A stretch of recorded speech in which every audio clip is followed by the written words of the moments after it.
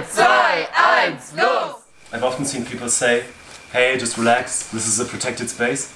And of course, just saying it never makes it a protected space. There's a lot of, I don't want to sound too harsh, I don't know, a lot of missing out on this in my experience when we do theatre pedagogy.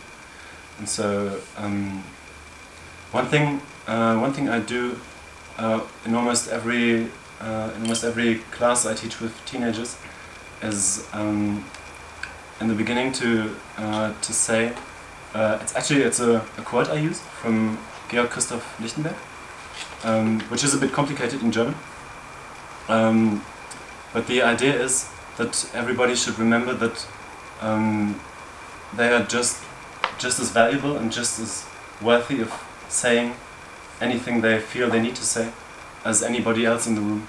Just because I'm older or because I'm more experienced in the domain of theatre doesn't mean that the way I feel about things are right.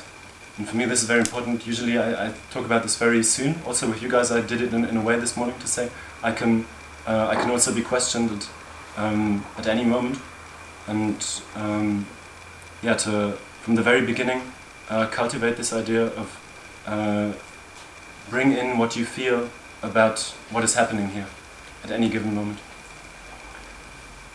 Yeah, and then of course this also includes to bring this into reality by accepting the ideas that people give into the space. We had this a moment ago when I said, okay, everybody, we do this clapping in connection, and then suddenly all of you started. Actually, I just meant that we do it in twos. But then I felt, okay, no, actually, this is an idea from the group, and it's a impulse that is worth using because it has value for the process. And so it's not about me just imposing my ideas, but actually to truly, in every moment, try to remind myself of giving space to other people. This doesn't mean that I have to be nice all the time. There's a very brilliant book, in my opinion, called Don't Be Nice, Be Real. Sei nicht nett, sei echt, by Kelly Bryson, who's a teacher of nonviolent communication. And he argues that many of us have been trained to be nice people who behave, who obey, and thus often miss chances to be happy because they don't respect their own needs, because they think that they have to do something for other people instead of talking about it and then finding a way of how to meet everybody's needs. And this not being, yeah. Can you make the connection to protective space again? Because what you just said felt more like without hierarchies. Oh yeah. But I don't see the protection. What you just explained. Yeah. About this Kelly Bryson thing. Don't be. Not general about what you Okay. It means that I don't necessarily have to be nice to them all the time, but I have to see the needs that are in the space. You know, for example, there are moments when teenagers argue with each other, and the moment is my need in this moment is maybe for structure and protection. So then I can be very clear and say, stop now. This is not necessarily something nice for the people to hear. Maybe their most spontaneous need would be to like self-expression or something. But my priority in that moment is to protect the people. And then I decide, okay, I will stop this at this moment, and maybe we can find other ways for you to have your need for self-expression met if you are angry at this moment.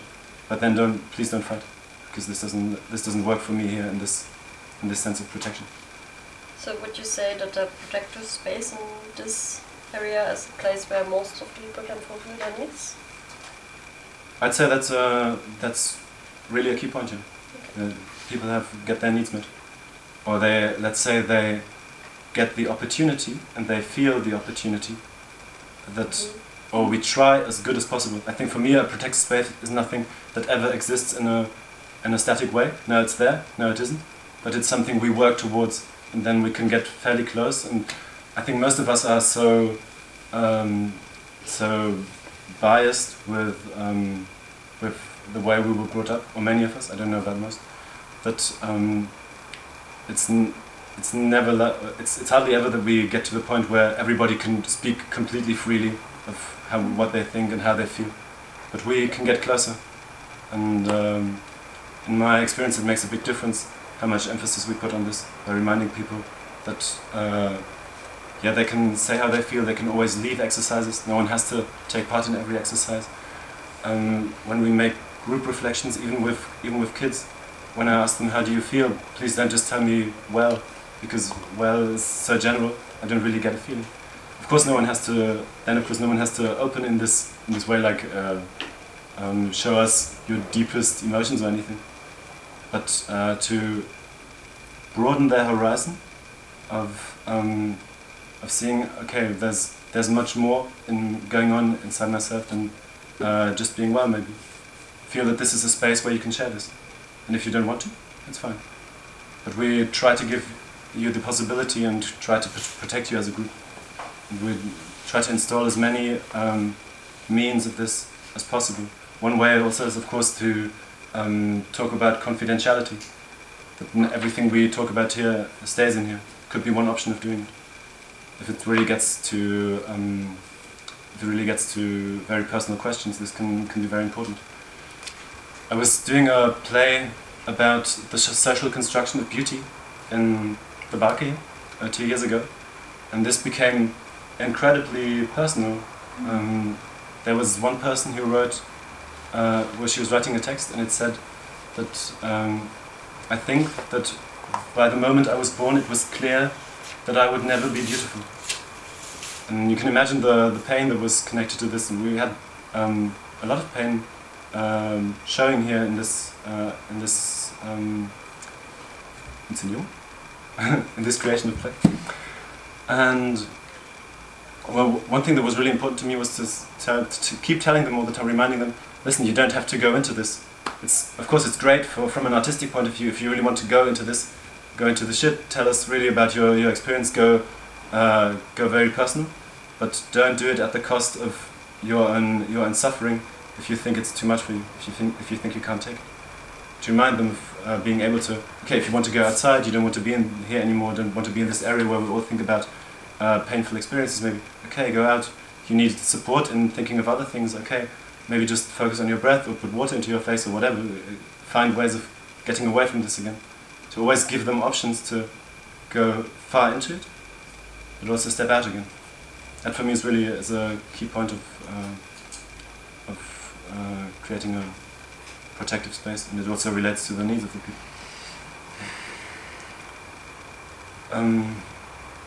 Any questions about this?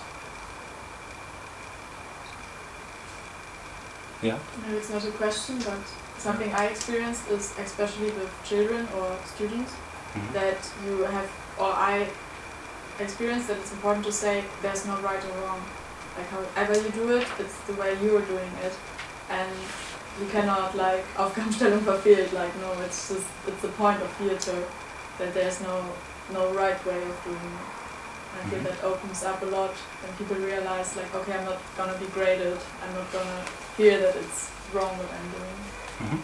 That's very beautiful, and I would like to add to this that often well, from my experience when I do theatre with layman actors and actresses, in the past I often thought, okay, this has to be in a certain way. There's like this one way of acting that is, say, good quality, and the rest maybe not so good. And two things about this. One thing I realized is often that the maybe kids that I personally didn't find so super impressive on stage, then I had friends coming to me and saying, wow, she was so amazing. It's true, because like with the chairs outside, of course the perception of what is strong on stage can be totally different. And another thing is that even if they give you a quality that maybe you don't, where you don't see the immediate thing you were looking for, it can be very much worth the research to go into this quality and look how far you can take it. Last year I was doing a play here on destruction of the forest, and there was a girl who was always talking a bit like this. And it was like, okay, this is not exactly realistic play. We don't see this people speaking like this in the world very much. But then we took it to a point where it became completely artificial. So she went like this and like this, and it was so beautiful. So we just at first I tried to calm her a bit down and try to get her into a more realistic mood. But then I felt no, this is her way, and it's so strong. And she, for me, she became the most impressive actress in terms of her development there, because it was so strong, so powerful. But not what I'd been looking for in the beginning, but still so powerful, and it was what was in her. Cut. Oh, thank you.